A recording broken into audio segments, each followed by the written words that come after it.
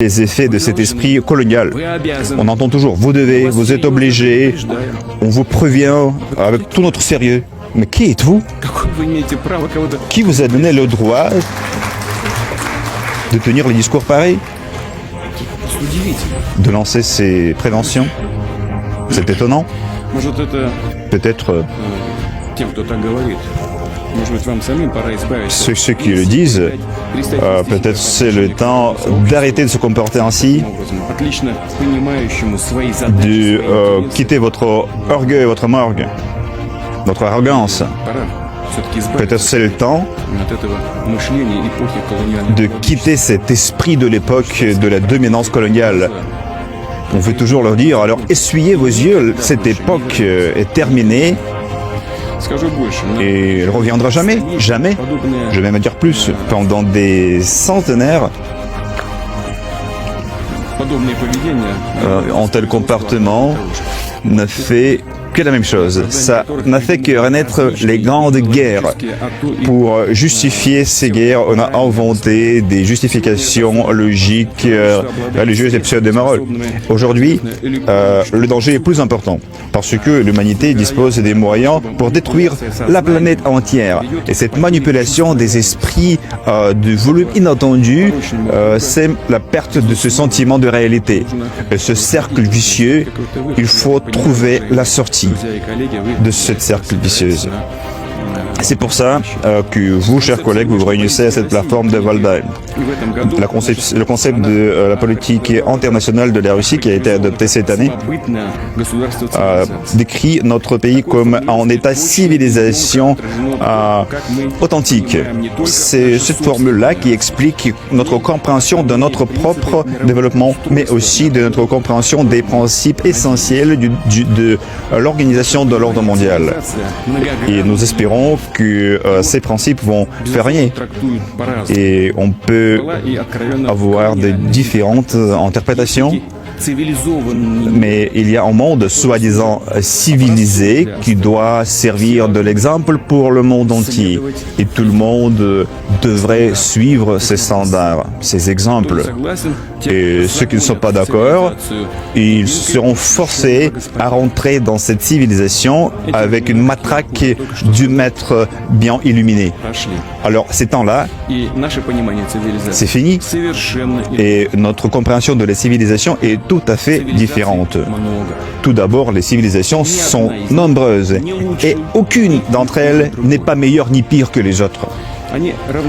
Ces civilisations sont égales, comme elles reflètent les attentes de leur peuple. Pour chacun d'entre nous, c'est quelque chose de très authentique. Et pour moi, il s'agit des sentiments de mon peuple dont j'ai l'honneur d'être représentant.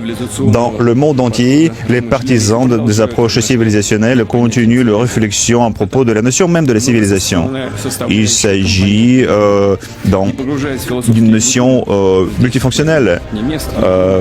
Pour ne pas rentrer dans les profondeurs philosophiques, je vais essayer de donner l'explication assez concrète, valable pour le jour d'aujourd'hui. Les qualités essentielles de l'état civilisationnel, c'est la diversité et l'authenticité.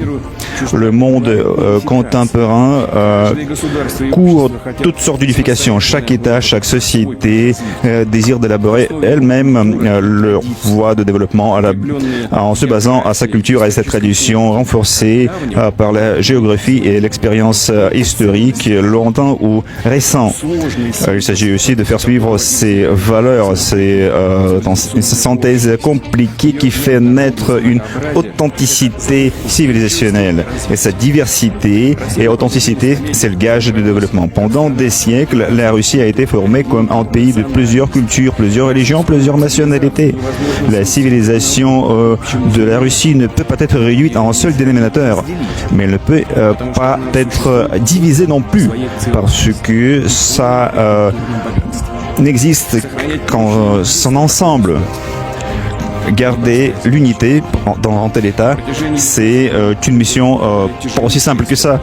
Pendant des siècles, on a dû surmonter des défis que nous avons surmonté, parfois ayant payé en lourd fardeau. Mais tout ça a fait renforcer notre unité et l'intégrité de l'État russe. Aujourd'hui, cette expérience n'est pas à sous-estimer. Le monde est de plus en plus diversifié. On ne pourra jamais résoudre tout le problème complexe en égalisant tout le monde.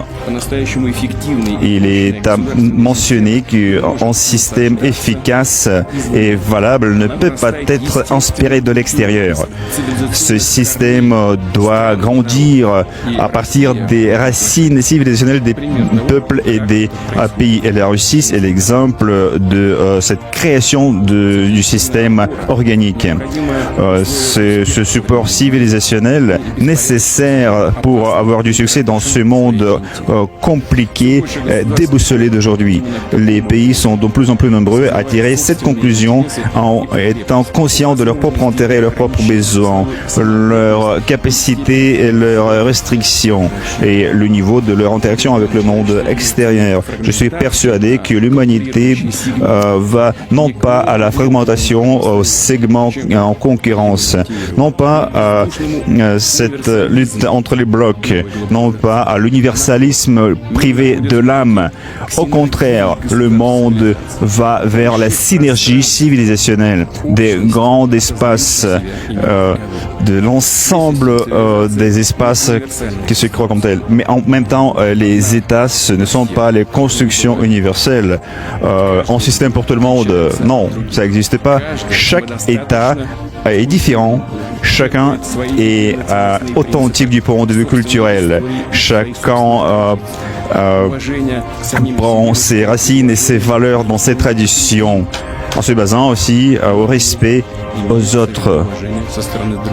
Et en attendant le même respect de la part des autres. En fait, la civilisation n'impose rien jamais, mais ne permet rien imposée à elle-même. Si tout le monde va se faire guider par ces règles, ça va assurer la coexistence harmonique et la coopération créative de tous les acteurs du processus mondial. Il s'agit d'une énorme responsabilité, il s'agit de faire réagir à des attentes extérieures, à faire construire des liens étroits et constructifs avec d'autres civilisations. Et ce qui est le plus important, c'est de garder l'harmonie et la stabilité interne.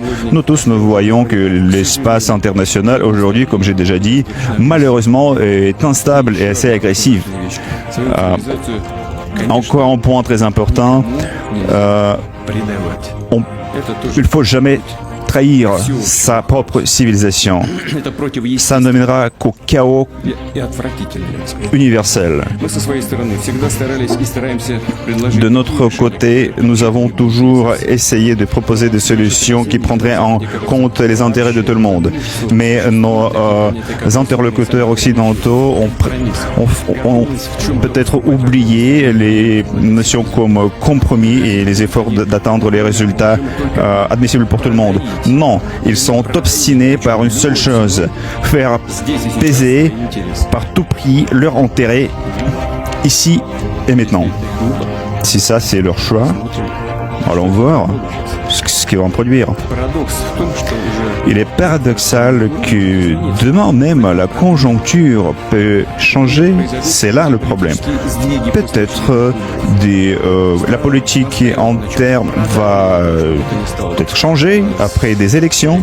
Par exemple, un pays qui fait peser ses intérêts et le lendemain, des modifications se produisent à l'intérieur de sa politique. Et avec la même puissance, on va faire peser des autres intérêts, des autres valeurs parfois contradictoires. Un exemple le plus éloquent, c'est le programme iranien, le dossier iranien. Une administration a forcé de prendre une solution. Ensuite, après le changement de l'administration, c'était volte-face. Comment peut-on travailler dans ces conditions? Où sont les références, les repères?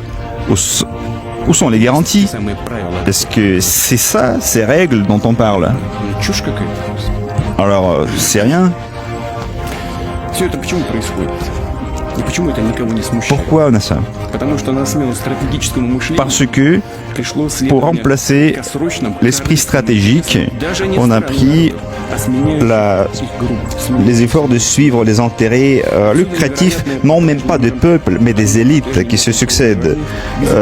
D'où vient cette irresponsabilité des élites politiques qui parfois ont oublié toute vergogne et toute peur, et se croyant être sans péché. L'approche civilisationnelle est à contrepartie à ces tendances parce que il s'agit de protéger les intérêts qui ne sont pas dictés par la conjoncture momentanée, mais par l'expérience historique qui est à la base de la perception de futur harmonique. Si on va se faire guider par ces propos-là, à mon point de vue, les conflits seront beaucoup moins fréquents et leur solution serait plus facile. Chacun qui n'est pas en contradiction, qui ne fait pas des efforts à changer les autres civilisations. C'est avec beaucoup d'intérêt que j'ai lu le rapport qui a été préparé pour les réunions d'aujourd'hui par le club de Valdai. Et là, je lis qu'aujourd'hui, tout le monde s'efforce à comprendre et à percevoir cette image de l'avenir. Il est tout à fait normal qu'à l'époque des modifications majeures, il reste crucial de comprendre où nous allons. Et il est évident que c'est aujourd'hui que nous créons l'avenir, non pas sous nos propres yeux, mais par nos propres mains. Et évidemment, lorsqu'il s'agit des processus gigantesques et trop compliqués, il est parfois compliqué, voire impossible de prévoir le résultat. Quoi qu'on ne fasse, la vie va apporter ses modifications, va dire son mot. Mais au moins, il faut se rendre compte quel est notre objectif, où voulons-nous arriver. Et là aussi à cette compréhension. Primo, nous voulons vivre dans un monde ouvert, interlié, où personne ne va essayer de faire installer des barrières artificielles pour les relations entre les gens qui aspirent leur prospérité. Le milieu doit être sans barrière. C'est ça ce qu'il faut atteindre. Secondo, nous voulons que la diversité du monde soit non seulement conservée, mais servirait le fondement du développement. Imposer à tout peuple ou pays la manière de vivre, de se sentir, ça doit être interdit. Ce n'est que la diversité culturelle et civilisationnelle qui peut assurer le bien-être des gens et de leur intérêt. Tertio, nous sommes pour la représentation maximale. Personne n'a le droit et ne peut pas gérer le monde pour les autres. Le monde futur, c'est le monde des solutions collectives prises à un tel niveau où ces solutions sont plus efficaces et avec la composition des acteurs qui sont en mesure de